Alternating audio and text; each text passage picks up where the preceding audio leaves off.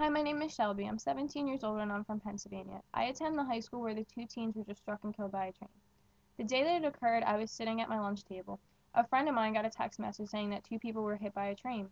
I didn't think anything of it. I thought it was a rumor or that it couldn't be anybody that I know.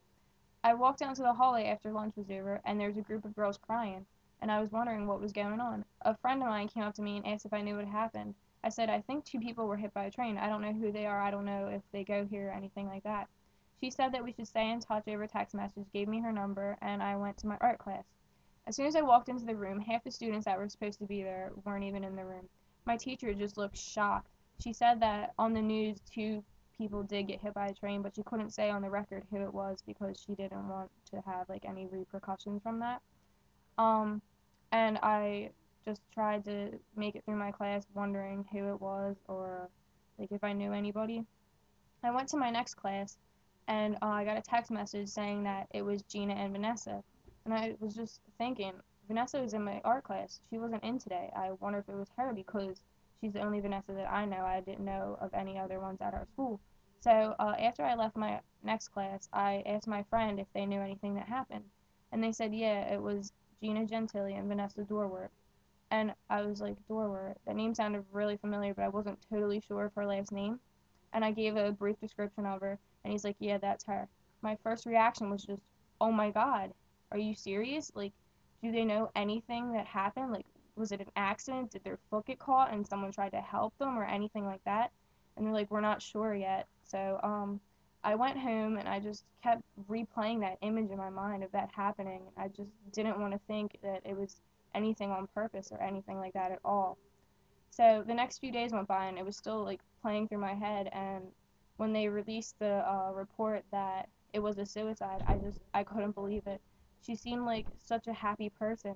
I never noticed anything wrong with her at all. Like, I talked to her 2 days before it happened and she was laughing, smiling, we were joking around. I would have never thought that anything like that would have ever happened in a million years. Personally, I think it's crazy. Like, I don't understand like how people can get into a state of depression to where they decide to take their own lives. Like, I'm not entirely sure how you could get there. I think that teens should be more open about their feelings and not be afraid to reach out for help. I think if they're having a problem with anything, if they're not comfortable talking with their friends and family, they can go to a guidance counselor, or they even have suicide hotlines to where you can call. The person doesn't even have to know your name, but they can just talk to you and help you through your problems, make you realize that there is another way besides suicide. Suicide is not the only way out. In fact, I think it's kind of almost an irrational decision to make because I don't feel that teens who commit suicide really take into consideration how their family or friends or anyone else around them is going to feel, the pain it's going to cause them. It really hurts the family to know that they felt so bad that they just wanted to end their life. I can't imagine what families are going through right now dealing with this tragic loss of these two girls.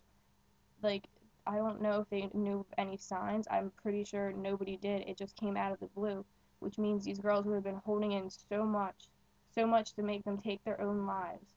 I think that they should have just reached out to anybody, even if it was a complete stranger, just talked or maybe like wrote something down, anything to help them out. I don't think taking their life was the answer to the problems that they were facing.